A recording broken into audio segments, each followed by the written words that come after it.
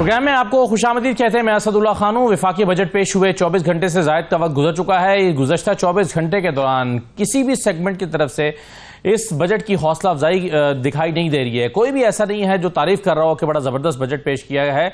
यहां तक कि खुद हुकूमत के जो इत्तेहादी हैं वो भी इसे तनकीद का निशाना बना रहे हैं, और तनकीद बुनियादी तौर पर करने की वजह यह है कि ये बजट महंगाई लाएगा और इस बजट में टैक्सों की भरमार है, और ये बजट किसी भी शोबे के लिए रिलीफ का बायस नहीं बन रहा है। हम आज के प्रोग्राम में हमारे साथ सेनेटर सलीम मांडवी वाला साहब मौजूद हैं, साबिक वज़ीर ख़ज़ाना है, पीपल्स पार्टी के रहनुमा हैं। उनसे इन तमाम चीज़ों में बात करेंगे। बहुत शुक्रिया, खुशामदीद कहते हैं सलीम मांडवी वाला साहब आपको। सर, सबसे पहले तो ये बताइए कि आप एज एन इकोनॉमिस्ट और हुकूमत के इत्तेहादी होते हुए इस बजट को कैसे देख रहे हैं और बुनियादी एतराज़ात क्या हैं? सर साहब, पहले तो I am not an economist, मैं तो एक सियासतदान हूँ और पार्टी का रिप्रेजेंटेटिव हूँ। मगर क्योंकि बिजनेस से मेरा ताल्लुक है और इकोनॉमी से मेरा ताल्लुक है, तो इसमें मैं इन्वॉल्व रहता हूँ और पार्टी की तरफ से रिप्रेजेंट करता हूँ पार्टी को। तो मैं आपको ये कहना चाहता हूँ कि बजट तो आपने जैसे कह दिया खुद ही कि ओवरऑल हर सेक्टर ने रिजेक्ट कर दी है। तो हमारी कोशिश ये है कि किसी तरह इस बजट को सही किया जाए। कमेटी में भी आज यही डिस्कशन करते रहे हैं गवर्नमेंट से, दूसरे सेक्टर से, कि किस तरह इस बजट में बेहतरी लाई जाए। अब इशू ये है कि गवर्नमेंट पे प्रेशर्स भी बहुत हैं और चैलेंजेस भी बहुत हैं गवर्नमेंट के लिए, तो उनको भी हमें रखना है, उनको करना है, और जो लोगों की डिमांड्स हैं उनको भी देखना है। तो मुझे लगता है कि by the end of the day शायद हम बजट को बेहतर कर लें और गवर्नमेंट के साथ मिलके। तो सर, इस पे जब हम हुकूमत से पूछ रहे हैं कल से लेकर अब तक कि पीपल्स पार्टी को एतमाद में क्यों नहीं लिया गया, तो वो कहते हैं कि हम अब एतमाद में ले रहे हैं, अब उनकी तजावीज़ को शामिल कर रहे हैं और उनकी रिकमेंडेशंस को उसमें ऐड में कर लेंगे। तो एक तो ये बताइएगा कि मोटी मोटी तजावीज़ पीपल्स पार्टी की तरफ से क्या हैं जो आप ज़रूर चाहेंगे कि बजट में शामिल होनी चाहिए, और इस बात का कितना इम्कान है कि हुकूमत आपकी तमाम तजावीज़ को मान भी लेगी? देखिए, हर दफा तो हुकूमत हर तजावीज़ को नहीं मानती, मगर पिछली दफा भी अगर हमने 80 रिकमेंडेशंस दी थी तो उसमें से काफ़ी सारी एक्सेप्ट हो गई, 60 तक के करीब एक्सेप्ट हो गई थी, कुछ 100% एक्सेप्ट हो गई, कुछ पार्शली एक्सेप्ट हो गई, 50% एक्सेप्ट हो गई। तो मेरा कहने का मतलब ये है कि हमें एक बीच का रास्ता निकालना है। बजट तो पास होना है, बजट अगर पास नहीं होगा तो जाहिर सी बात है गवर्नमेंट स्टैंड स्टिल पे आ जाएगी, तो वो भी हम नहीं कर सकते। तो हमें एक बीच का रास्ता निकालना है कि गवर्नमेंट भी आगे बढ़ सके, हमारे जो तहफ़्फ़ुज़ात हैं वो भी, आम आदमी के तहफ़्फ़ुज़ात भी एड्रेस हो जाए। कोशिश करेंगे बजट जो है एक बेहतर शेप में आ जाए और पास हो। सही। सलीम मांडवी साहब, आप सैलरीड क्लास के हवाले से कहा जा रहा है कि सबसे ज़्यादा दबाव उसके ऊपर आया है, और स्लैब्स चेंज किए गए हैं। 3,33,000 माहाना तनख्वाह वाले पर 35% टैक्स जो है वो अब इम्प्लीमेंट होगा। यानी 35% का मतलब है कि अगर कोई 3.25 लाख रुपए तनख्वाह ले रहा है तो वो 1.25 लाख रुपए के करीब तो उसकी टैक्स में चली जाएगी, और कोई 2 लाख और कुछ रुपए शायद उसके पास बचेंगे। ये मैं आज देख रहा था कि शहबाज राना साहब ने इसकी डिटेल में एक ट्वीट की थी, तो आपने उस पर कमेंट भी किया हुआ था और कहा था कि मैं इसको कमेटी में उठाऊंगा। इस मामले को आप कैसे देख रहे हैं मांडवी साहब? इसको हम एड्रेस करेंगे जी। हम we don't support these slabs and we will definitely try कि इसको हम रिड्यूस करें, और हम इसको स्टेक होल्डर से मिल के, सैलरीड क्लास से भी मैं मिलना चाहता हूँ, उनसे भी डिस्कस करना चाहता हूँ उनका क्या व्यू है, और किसी तरीके से हम कोई कॉम्प्रोमाइज करें between the salaried class and the government, ताकि हम इसको बेहतर वे में आगे लेके चलें। मानवीय साहब, हमारे सामने ये पूरे स्लैब्स भी हैं, और जब मैं आपसे गुफ्तगू कर रहा हूं तो हम जरा स्क्रीन पे दिखा भी देंगे कि जिसमें 12 लाख से 22 लाख के दरमियान सालाना तनख्वाह जो है उस पर 30,000 प्लस 15% जो है वो ऐड होगा अगर 12 लाख से ऊपर वो तनख्वाह ले रहा है। और ये सारे स्लैब जिस वक्त हम स्क्रीन पर देख रहे हैं, आपके ख्याल में सैलरीड क्लास को इतनी ज्यादा उसके ऊपर टैक्स इंपोज करने की हुकूमत की मजबूरी या वजह क्या थी? मजबूरी की वजह यह है कि हुकूमत की आदत है कि जहां से आराम से टैक्स मिल जाए उसको ज्यादा टैक्स कर दें। ये मैं पिछले मतलब 6 साल हो गए मुझे, 6 बजट तो मैं कमेटी में देखता रहा हूं कि जो उनको ऐसी जगह नजर आती है जहां से वो टैक्स लगा के रिकवरी कर सकते हैं, वो चाहते हैं वहां हम टैक्स बढ़ा दें। ये एक अजीब सा एक इशू है that the revenue authority wants easy way out. वो काम नहीं करना चाहते, वो चाहते हैं देखते हैं कहां कहां से टैक्स आ रहा है, हाँ यहां से तो हम सोर्स पे टैक्स ले लेंगे, काम करने की कोई जरूरत नहीं है, यहां टैक्स बढ़ा दें। और इधर ही हमारा इख्तलाफ है और हर साल इनसे इख्तलाफ होता है। तो अब मैं कोशिश करूंगा कि ये सैलरी टैक्स का टैक्स, कोशिश तो हमारी ये होगी कि ये स्लैब्स बिल्कुल ना बढ़ाए जाएं, अगर बढ़ाए जाएं तो उनके बढ़ाए जाएं जो कि अफोर्ड कर सकते हैं टैक्स बढ़ाना। तो देखें अभी 1-2 दिन में हमें पता चलेगा, इनकम टैक्स में अभी हम पहुंचे नहीं है, बट मेरी कोशिश ये होगी कि ये जो स्केल्स हैं, लोअर स्केल्स हैं, इन पे बिल्कुल टैक्स ना बढ़ाया जाए। सर इसके मुतबादल जैसे कि आपने खुद कहा कि हुकूमत इससे ऐसा करती है कि उसे लगता है कि आसानी से हो जाएगा, भाई इनकी सैलरी तो बैंक से जानी जानी है, काट लेंगे, तो इसका मुतबादल क्या होना चाहिए था? क्योंकि आईएमएफ ये तो कहता है कि आप 13 ट्रिलियन इकट्ठे करें, मगर आईएमएफ ये नहीं कहता कि कहां कहां से इकट्ठे करें और किस किस को बढ़ के बढ़ाएं। जी आईएमएफ कहता है इकट्ठा ही नहीं होता वहां से। आईएमएफ कहता है आपका पूरा रिटेल सेक्टर चोरी करता है, आप वहां से रिकवरी कुछ नहीं करते। तो वो तो कहता होता, आपने टीवी पे सुना होगा, शब्बर जैदी साहब कहते हैं एक कराची की मार्केट जो है लाहौर, पूरे लाहौर से ज्यादा टैक्स देती है। तो ये सीरियस इशू। अब तक आप और आज फाइनेंस मिनिस्टर आए थे, उन्होंने यही बातें की कि आप अगर 2.4 मिलियन नॉन फाइलर्स हैं, अभी किसी मुल्क में नॉन फाइलर होता ही नहीं, पाकिस्तान में ये नॉन फाइलर एग्जिस्ट करता है।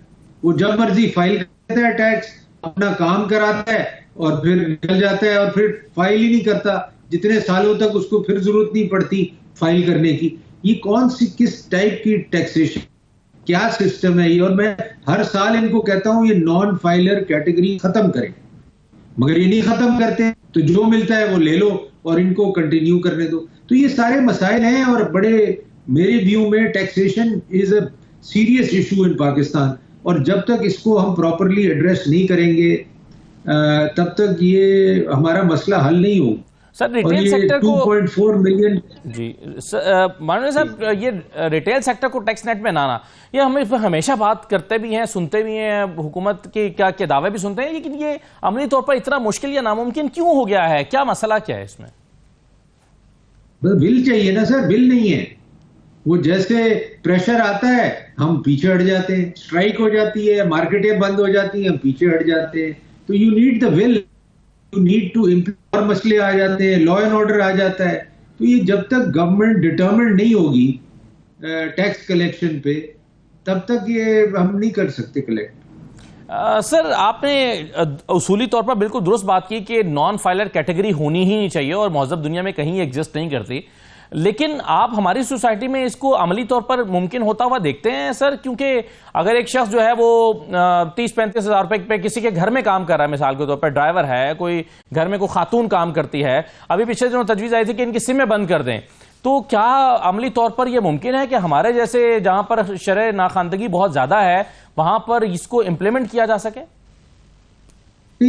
वो उनकी बात की थी नॉन फाइलर की। अब जो घरों में लोग काम करते ऐसी टैक्स पेयर नहीं है ना, देयर स्लैब, गाड़ियां खरीदी, जिन्होंने प्रॉपर्टी खरीदी है, जिन्होंने ट्रेवल किया है, मतलब who can afford all these things, तो उनको क्या मसला है टैक्स फाइल करने में? वो गायब हो जाते हैं, वो सालों गायब रहते हैं, फिर एक दिन आ जाते हैं, कहते हैं जी हम ये चीज ले रहे हैं, ये कर रहे हैं, ये आपको गलत रिपोर्टिंग हुई है। सही है। सर ये बताइए कि ये कैसी तजवीज़ है कि जो नॉन फाइलर है वो ट्रैवल नहीं कर सकेगा, उस पर पाबंदियां लग रही हैं सिवाय चंद लोगों को एग्जेम्पशन देकर?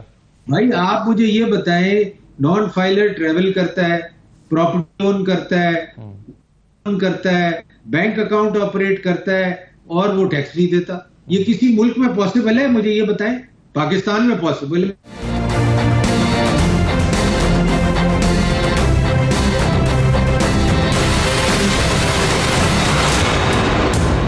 सर मुझे एक चीज और मैं जानना चाहता हूं आपसे, पेट्रोलियम लेवी बढ़ाई जा रही है, 60 रुपए से बढ़ा के इसको 80 रुपए किया जा रहा है। दूसरी तरफ हुकूमत अपना जो महंगाई का हदफ है वो रख रही है 12% पर।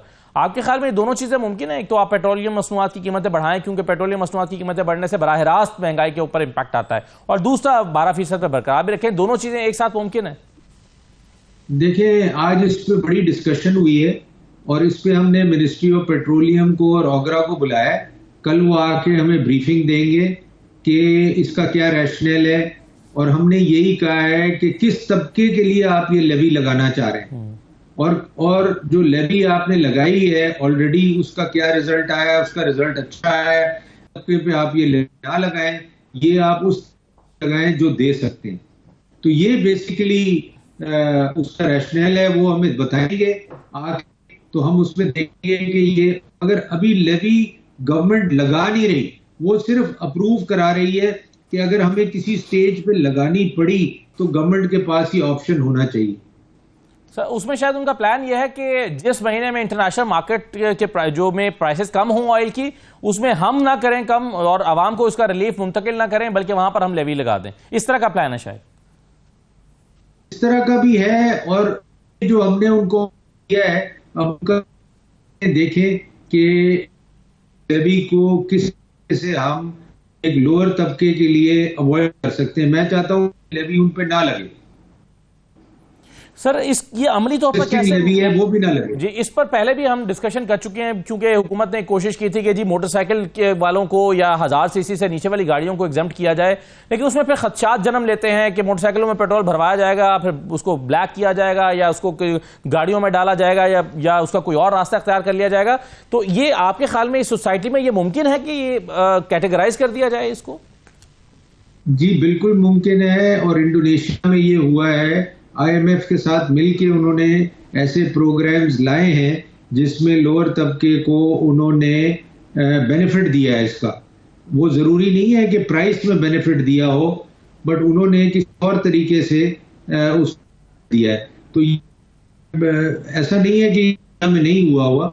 तो हमने यही कहा है कि आप दुनिया के मॉडल स्टडी तो करें ना। आप तो कोई मेहनत ही नहीं करना चाहते, आप कोई काम ही नहीं करना चाहते, आप सिर्फ यही कह देते हैं कि प्रैक्टिकल नहीं है।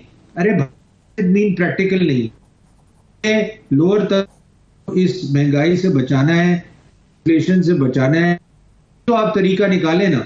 तो अब वो कह रहे हैं हम इस पर जरा सोच के डिस्कस करके कमेटी को वापस बताएंगे।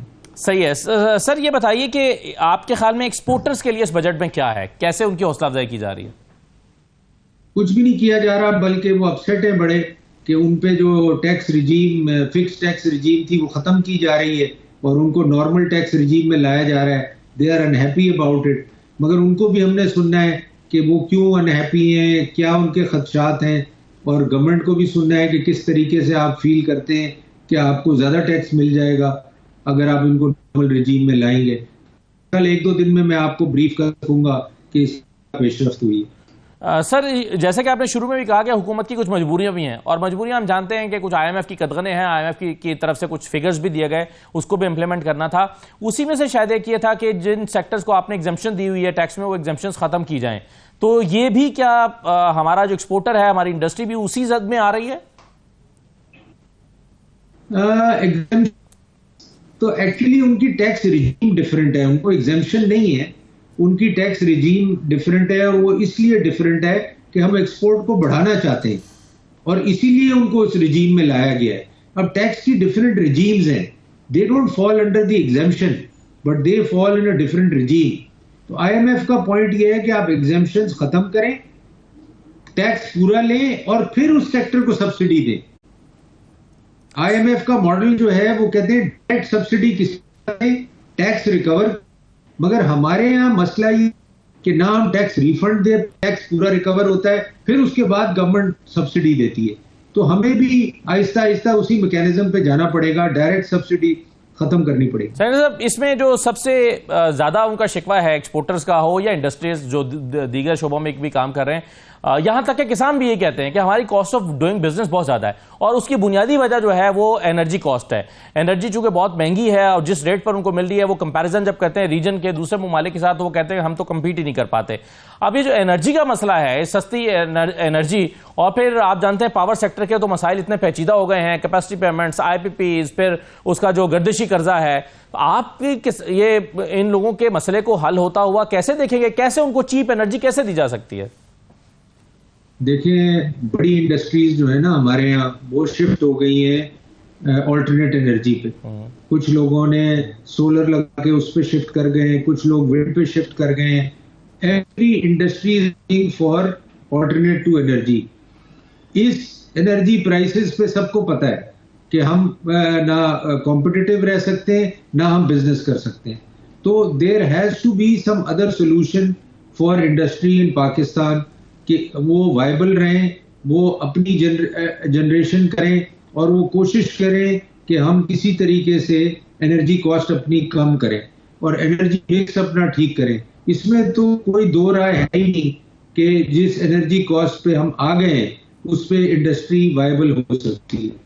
और आज स्टील इंडस्ट्री आई हुई थी हमारे पास, दे आर फेसिंग क्लोजर, और वो यही कह रहे थे इंटरेस्ट कॉस्ट और एनर्जी कॉस्ट, ये दो ही चीजें हमें बैंकरप्ट कर रही हैं इस पूरे सेक्टर को। तो ये बड़ा चैलेंज है पूरे पाकिस्तान के लिए, पूरी इकोनॉमी के लिए, कि इसको कैसे हम ओवरकम करें और क्या करें। सर, एनर्जी सेक्टर का जो गर्दिशी कर्जा है वो 5,500 अरब से बढ़ चुका है। बहुत सारे लोग जो एनर्जी एक्सपर्ट्स हैं वो ये कहते हैं कि जी पाकिस्तान का ये एनर्जी सेक्टर और पाकिस्तान की इकोनॉमी, ये दोनों एक वक्त में एक साथ साथ नहीं चल सकती, इसके लिए कुछ ना कुछ तो करना ही पड़ेगा। दूसरी तरफ हमारे वो मुआहदे हैं जो IPPs के साथ कर रखे हैं कैपेसिटी पेमेंट्स के हवाले से। आप इस मसले का, इस गंभीर मसले का कोई हल देखते हैं? सर, ये बड़ा, कल भी वो मिनिस्टर आए हुए थे कि आप इसको एड्रेस करें, क्योंकि ये इतना ही खतरा है पाकिस्तान के लिए जितना डेट है। डेट तो ऐसी चीज है ना, हम रीस्ट्रक्चर कर सकते हैं, हम कुछ और कर सकते हैं, रीफाइनेंस करा सकते हैं। ये तो ऐसा सेक्टर है जो बिल्कुल हमें डुबा रहा है और पूरी हमारी इकोनॉमी को, पूरे मुल्क को डुबा देगा ये एनर्जी सेक्टर। ये इतना खतरनाक है, तो इसको सीरियसली एड्रेस करें, सोचें क्या करना है और उसको इम्प्लीमेंट करें, इसमें डिले ना करें। तो ही सेड कि he is working on it and very soon आप देखेंगे कि मैं कोई इस पे एक्शंस लूंगा। सर, जैसा कि आपने अभी ऑल्टरनेट एनर्जी की बात की, इंडस्ट्री के लोग शिफ्ट हो रहे हैं, तो हाउस होल्ड्स ने भी कोशिश की कि अपने घरों में एनर्जी के लिए और सस्ती बिजली के लिए वो सोलर लगाएं। पिछले दिनों में एक बहुत कन्फ्यूजन रही है हुकूमत के यहाँ कि कभी कह रहे थे कि नेट मीटरिंग ख़त्म कर रहे हैं, कभी कह रहे थे कि नहीं कर रहे, सिर्फ ज़ेर गौर है, कभी कह रहे हैं कि हमें जो है वो ऑल्टरनेट मेथड्स पे जाना पड़ेगा। और कल हमने बजट में देखा है कि उस पर कोई नए टैक्सेस नहीं लगे। आपके ख्याल में सोलराइजेशन के लिए जो हाउस होल्ड्स हैं बिजली लगाना चाहते हैं, उनके लिए क्या पॉलिसी है और क्या उन्हें इस पर जाना चाहिए? देखें पॉलिसी चेंज इस पे नहीं हो रही। इस पे जो मुझे नजर आ रहा है होगा ये कि जो आपसे बिजली खरीदी जा रही है हाउस होल्ड से, उसकी प्राइस कम होती जाएगी। और मुझे इस पे कोई सोल्यूशन नजर नहीं आ रहा। गवर्नमेंट यही करेगी कि आपसे सस्ती बिजली खरीदेगी और महंगी बिजली बेचेगी, और ये एक डिस्करेजमेंट होगी इवेंचुअली। और इसमें हो कि आप इवेंचुअली कहें it's not worth to sell electricity to government, it is better कि आप सोलर डायरेक्ट इस्तेमाल करें अपने घर में बजाय गवर्नमेंट को बेचने के लिए। तो सर, ये जो हुकूमत डिस्करेज कर रही है उसकी बुनियादी वजह वही है कि आपने IPPs को कैपेसिटी पेमेंट्स तो करनी होती है, बिजली तो दस्तयाब है, तो हुकूमत चाहती है कि अपनी ना बनाए, आप हमसे खरीदें, यही वजह है? बिल्कुल यही चाहते हैं, बट वो रियलाइज नहीं कर रहे कि इस प्राइस पे चले शायद कुछ लोग तो खरीद लें, मगर ओवरऑल तो लोग नहीं खरीदेंगे। तो इंडस्ट्री भी आहिस्ता आहिस्ता शिफ्ट कर रही है, वो नहीं खरीद रही। इसीलिए बिजली अवेलेबल है पाकिस्तान में कि इतनी आपने महंगी कर दी है कि लोग खरीद ही नहीं सकते। ना इंडस्ट्री खरीद सकती है, ना घर वाला खरीद सकता है, ना मिडिल क्लास खरीद सकता है, ना अमीर आदमी भी कहता है यार लाइटें बंद करो घर में, AC मत चलाओ। तो ये इस वक्त जो हालात हैं, तो आप कैसे, बिजली तो सरप्लस ही होगी पाकिस्तान में। बहुत शुक्रिया सेनेटर सलीम मांडवाला साहब प्रोग्राम में शिरकत करने के लिए। हमारे साथ मौजूद है पाकिस्तान पीपल्स पार्टी के सीनियर रहनुमा। और से एक छोटा सा ब्रेक लेते हैं, ब्रेक के बाद वापस आते हैं।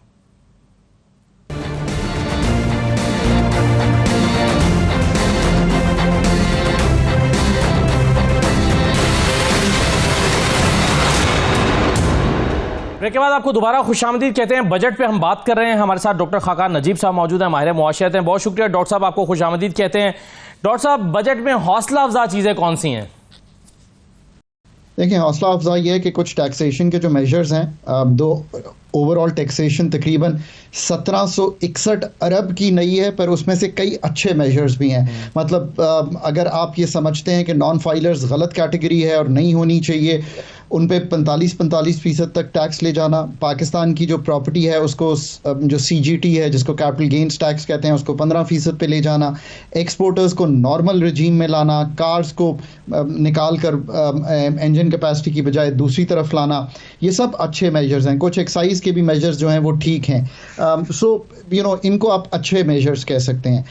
On the other hand income tax को बढ़ाना या रिटेलर्स को फिर 2.5% बढ़ाना, यानी कि 1 से उनका 2.5% करना, पर डायरेक्ट टैक्सेशन में ना लाना, आई थिंक लाना चाहिए था।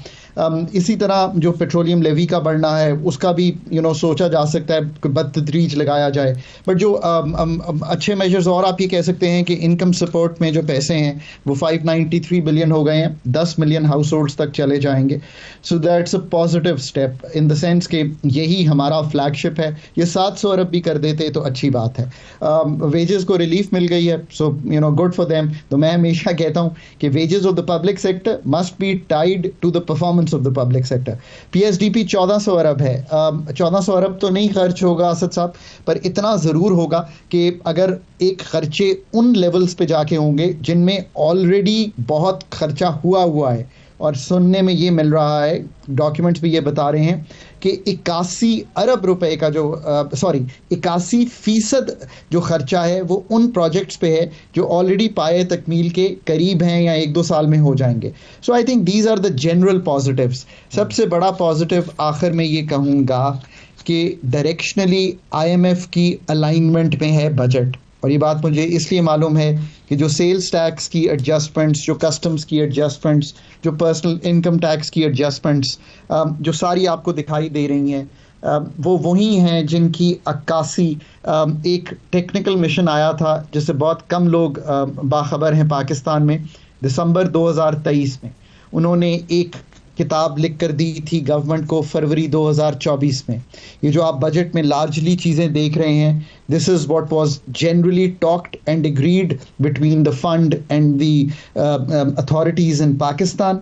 सो अगर वो हो जाता है तो जो मैक्रो स्टेबिलिटी है वो सीमेंट हो जाएगी पाकिस्तान की, अगर जुलाई में ये एग्रीमेंट हो जाता है, जिसका मतलब है कि इन्फ्लेशन डाउनवर्ड ट्रेंडिंग, रिजर्व्स का बिल्डअप, रुपए में इस्तेहकाम, पाकिस्तान की जो क्रेडिट रेटिंग है वो बेहतरी की तरफ जाना। बट हैविंग सेड दैट, अभी थोड़ा सा इन्फ्लेशन बाउट आएगा बिकॉज कुछ टैक्सेस इन्फ्लेशनरी हैं, इसमें कोई दो आरा नहीं है। कुछ पेट्रोल की कीमत जो है जितनी कम होनी थी वो नहीं हो पाएगी बिकॉज ये 20 रुपए भी पास ऑन करने हैं। इससे 360 अरब रुपए कलेक्शन में जाएंगे, इसीलिए आपको नॉन टैक्स रेवेन्यू भी बढ़ा हुआ दिखाई दे रहा है। एक चीज़ पे मैं बड़ा अनकंफर्टेबल हूँ, सो वो भी कह देता हूँ, ये जो AOPs और जो पाकिस्तान के जैसे आप कहते हैं इंडिविजुअल्स हैं जो कारोबार करते हैं, उन पे 45% कर दिया गया है टैक्स, जो 35% था। यार हम तो यही चाहते हैं ना कि ये SMEs पनपते रहें पाकिस्तान में, और जो मतलब इनमें ज़्यादा कमाते हैं उन पे 55% कर दिया गया है। आई थिंक गवर्नमेंट को इस पे दोबारा सोच लेना चाहिए, ऐसे काम जो है करने की कोई ज़रूरत नहीं थी। IMF पर्सनल इनकम टैक्स पे, और चूंकि उस डॉक्यूमेंट में भी उन्होंने लिखा है, मैं उस डॉक्यूमेंट में पब्लिकली गुफ्तगू इसलिए नहीं कहता कि वो उन्होंने पब्लिक किया नहीं है, पर उन्होंने इसमें क्यों वो चाहते हैं कि पर्सनल इनकम टैक्स में और 75 अरब रुपए आएँ।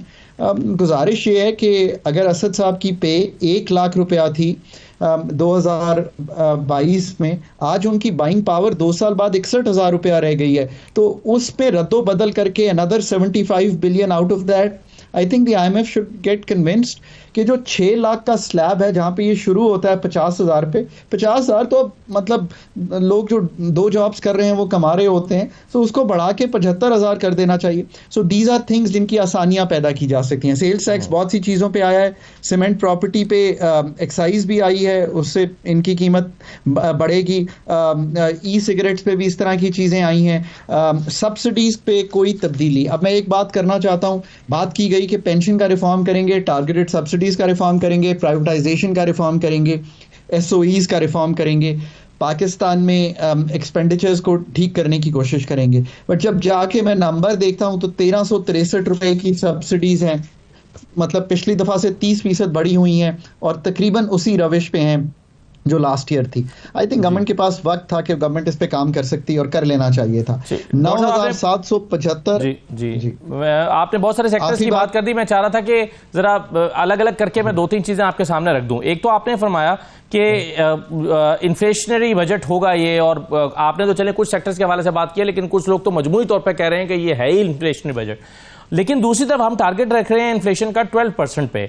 आपके ख्याल में ये लेवी भी बढ़ा रहे हैं, मुख्तलिफ टैक्सेस भी इम्पोज कर रहे हैं, तो फिर ऐसी सूरत में क्या महंगाई को 12% पर रखना मुमकिन होगा? तो ये आपकी बात सही है। तो जब मैं देखता हूँ सेल्स टैक्स का निज़ाम, तो उसमें तकरीबन 465 अरब रुपए के नए टैक्सेस आ रहे हैं।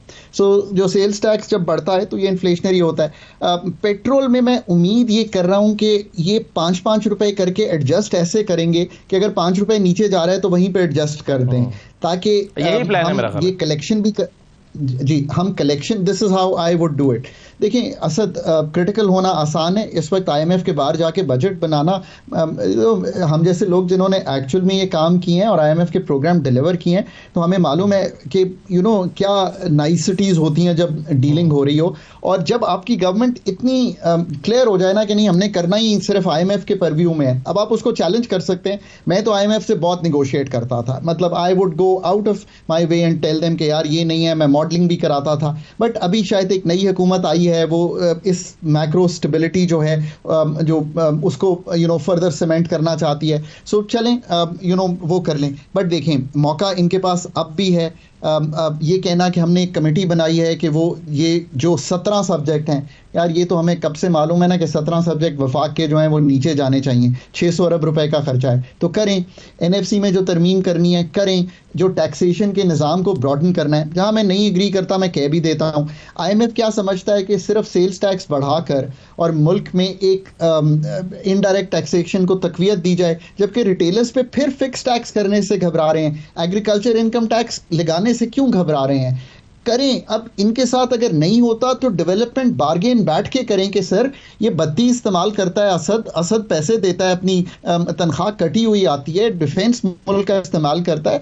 पाकिस्तान में 40% लोग सतह गुर्बत से नीचे हैं, स्टंटिंग है। सो प्लीज़ ये मौका है, और थोड़ा डेवलपमेंट बार्गेन बड़ी पार्टीज भी कर लें, एस्टैब्लिशमेंट भी कर ले और आगे बढ़ें। अब वो मौका नहीं है कि हम इतनी रंजिशों में इस मुल्क को डाले रखें। आखिरी बात, जो 2 अच्छी चीज़ें मुझे लगती हैं, क्योंकि मैं तालीम का कायल हूँ, मैंने ज़िंदगी में मतलब PhD तक तालीम हासिल की। मेरी बेगम भी PhD है, मेरी बहन भी डॉक्टर है, मेरी बेगम के चारों बहन भाई डॉक्टर्स हैं, PhD हैं।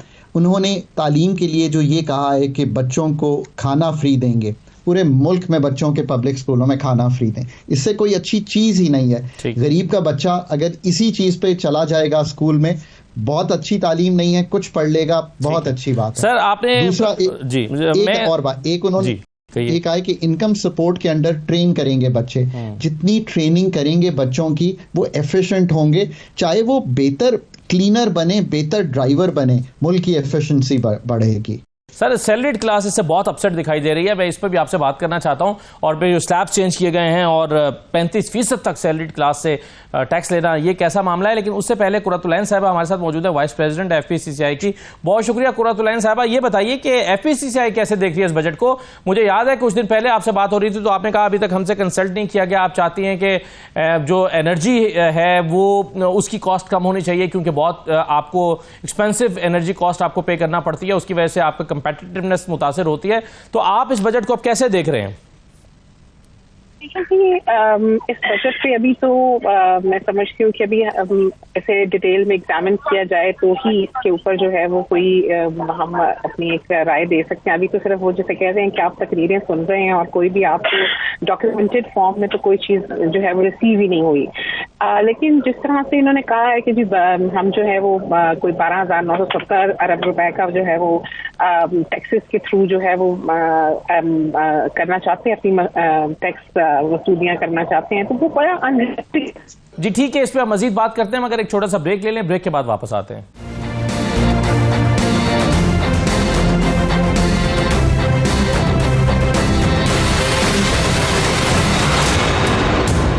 प्रोग्राम में दोबारा खुश आमदीद। एक्सपोर्टर्स के हवाले से मैं अभी इसलिए मांडवीवाला से भी बात कर रहा था, डॉक्टर खाकान साहब वो कह रहे हैं कि मुझे उसमें कोई उनके लिए चीज़, कोई रिलीफ उनको दिखाई नहीं दे रहा, ना ज़राअत के शोबे के लिए, ना एक्सपोर्टर्स के लिए, इंडस्ट्री के लिए। आप क्या देख रहे हैं कि बजट में कैसे इंडस्ट्री के ग्रीवेंसेस को एड्रेस किया गया? देखिए, इसके सिस्टम एरर्स को रिमूव करना पड़ेगा। मतलब रिफंड अगर एक्सपोर्टर्स को उनका टाइम पर मिल जाए, ये फ्लाइंग इनवॉइसेस का सिलसिला टूट जाए, ये मैंने 2 बार गवर्नमेंट में रहते हुए रिफॉर्म किया पर हम नहीं कर पाए। चलें अब इसको ऑटोमेट करें, सो एक ये बड़ा होगा। DLTL के पैसे देने हैं तो टाइम से मिल जाए। मुझे पता है कि पुराने पैसे पड़े रह जाते हैं, ये एक बड़ी चीज़ होगी कि उनके लिए आसानी पैदा हो। फिर अभी एक सुनने में आ रही है कि कोई ये जो हमारी बिजली है इसके लिए कोई एग्रीमेंट शायद IMF से रीच हो जाए। आई एम नॉट श्योर कि अभी हुआ है कि नहीं हुआ, पर बातचीत हो रही है। सो वो एक इंडस्ट्री के लिए रिलीफ होगा। पर देखिए सबसे बड़ा रिलीफ क्या है, थोड़ा इसको समझें। अगर मालियाती खसारा संभल जाए मुल्क का, तो जो पैसे गवर्नमेंट बोरो कर रही है ना, वो SMEs को, एग्रीकल्चर को, लार्ज स्केल मैन्युफैक्चरिंग को ही मिलेंगे। अभी तो 70-80% बोरोअर ही गवर्नमेंट है। किसी बैंक को ये है ही नहीं है कि वो कुरतुल्लैन साहिबा के जो बिजनेस है उसमें जाके पैसे इन्वेस्ट करे। उसको तो मतलब टी बिल में 22-23% मिल रहा था, तो वो तो they are sitting comfortable. That is what needs to be change. यहाँ beyond the government, so whole of government approach, state bank का रोल आता है कि कैसे SMEs की फाइनेंसिंग। मैं आपके सामने एक फिगर रखूं, आपके रोंगटे खड़े हो जाएंगे। 52 लाख SMEs हैं इस मुल्क में, 1,75,000 से ऊपर के पास फॉर्मल फाइनेंस नहीं है पाकिस्तान में। This is what you need to do to get them going. So फिर मैंने कहा है कि AOP पे जो टैक्स लगा है उसको रिव्यू कीजिए, उसको बढ़ाना ठीक चीज नहीं है। 35 से 45% पे ले जाना, आई एम श्योर कुरतुल्लैन साहब अभी समझती होंगी, मांडवीवाला साहब भी समझते होंगे। गवर्नमेंट को एग्री करवाएं, फंड को एग्री कराएं। These are the systematic errors जो आप अगर रिमूव करेंगे तो पाकिस्तान में। फिर एक बात की गई है जो शायद बहुत लोग इग्नोर कर गए। हमने एक इनिशिएटिव शुरू किया था, मैं गवर्नमेंट में था, कि 1 विंडो ऑपरेशन।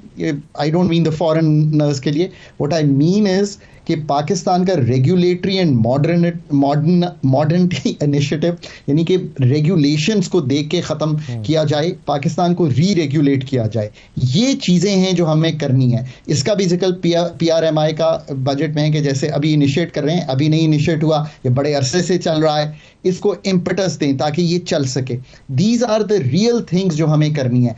प्रोविंसेस के पास जो जो इस तरह की चीज़ें हैं उसको ठीक करें। प्रोविंसेस अपने पैसे खुद कमाने के लिए तैयार हों। उनके पास 3 मेजर टैक्सेस हैं, मैं हमेशा कहता हूँ। GST ऑन सर्विसेज उनके पास है, प्रॉपर्टी उनके पास है, एग्रीकल्चर उनके पास है, ये रजिस्ट्रेशन मोटर व्हीकल्स ये तो है ही है। सिटीज़ के टैक्सेस डिस्ट्रिक्ट लेवल पे हैं।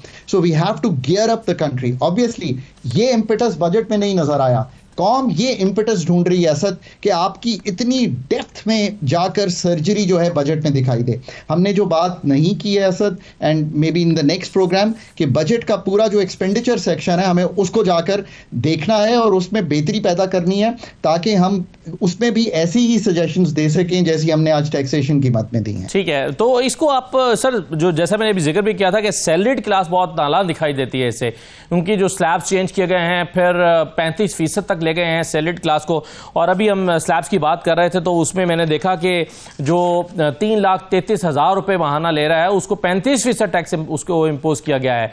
और इसी तरह से जो है वो हैवी टैक्सेशन है और बड़ा अनहैप्पी है सैलरीड क्लास। आपके ख्याल में ये बोझ सिर्फ इसलिए डाला गया है सैलरीड क्लास पे कि आसानी से उनसे टैक्स लिया जा सकता है, तो चलें एक बड़ा कुशन हुकूमत को मिल जाएगा कि इनसे तो लेना, जहां से मिल रहा है, जहां से आसानी से आ सकता है, तो ये तो गैप करें? So that's part of it. The other part is that IMF has been keen on this कि इनको बराबर करें बाकियों के साथ। So IMF के साथ ये रीनिगोशिएट करना चाहिए। Maybe IMF can be brought around। ये जो 75 अरब है, अगर वो जो स्कीमें 75 अरब की PSDP में दी हैं MNAs को, वो वापस ले लें यहाँ से 75 अरब। मैं एक मिसाल दे रहा हूँ IMF से निगोशिएशन कैसे होती है। आप उन्हें कहें मैं वो स्कीमें विड्रॉ कर लेता हूँ, आप ये 75 अरब विड्रॉ कर लें। बिकॉज आपको गिव एंड टेक के साथ IMF के साथ चलना पड़ता है ना. You can't run the IMF by because it's a numbers game ना, जो आपको एंड करनी है. यहाँ कहीं सब्सिडी विड्रॉ कर लें, इस 75 पे अगर कर सकते हैं तो कर लें, यहाँ कुछ और थोड़ा इसको टोन डाउन कर लें so that people are comfortable. इसी तरह AOP है, ये सारी चीज़ें निकालें ताकि सिस्टम से ये ऐसे ही निकले. एक्सपोर्टर्स को अगेन, बिकॉज जो आपने जिक्र नहीं किया वो है क्योंकि एक्सपोर्टर्स को नॉर्मल रजीम में ले आए हैं. ये राइट स्टेप है, इसको मैं गलत स्टेप नहीं कह रहा, but you have to convince them कि जो एक्सपोर्टर्स को 40 साल से हम एक इस्तिस्ना देकर 1% पे पाल रहे हैं, अब उनको हम कहेंगे कि आप नॉर्मल रजीम में आ जाएं, so they will show a little bit of resistance. But we stand with the government to do the right thing. They have done the right thing, good job on them. So उसको उनके साथ again development bargain जिस चीज़ को मैं कहता हूँ, उनको कहेंगे जी ये everyone has to come, but then agriculture must come, then the whole of retail and wholesale must come, so that we prove to the manufacturing people कि हम हर एक के साथ एक मसावी ट्रीटमेंट करने जा रहे हैं. चलिए, these are the kind of things. जी, कुर्रतुल साहब, आप कुछ कमेंट करना चाहेंगी जो डॉक्टर साहब ने कहा एक्सपोर्टर्स के हवाले से? नहीं, मैं बिल्कुल डॉक्टर साहब की बात बिल्कुल है, क्योंकि देखिए जब बात कर स्टेबल इकोनॉमी की तरफ जाना है तो जैसे डॉक्टर साहब ने बहुत अच्छी बात की कि SMEs जो हैं वो इस मुल्क में इतनी तादाद में मौजूद हैं, लेकिन फिर जो SMEs हैं उनके चैलेंजेस को एड्रेस नहीं किया जाता. Access to finance is the biggest issue face. तो जब हम बात करते हैं, जैसे कि औरंगजेब साहब ने भी कहा कि जी ठीक है, वी एग्री के जो है वो इकोनॉमिक इम्बैलेंस है Pakistan due to structural factors. अब वो स्ट्रक्चरल फैक्टर्स हैं क्या जी? वो बेसिकली स्ट्रक्चरल फैक्टर यही है कि इनएफिशिएंट हमारा पब्लिक सेक्टर एंटरप्राइज है, हमारा जो ज्यादातर रिलायंस है वो हमने इंपोर्ट्स पर रखा हुआ और इनएडिक्वेट हमारा इंफ्रास्ट्रक्चर है.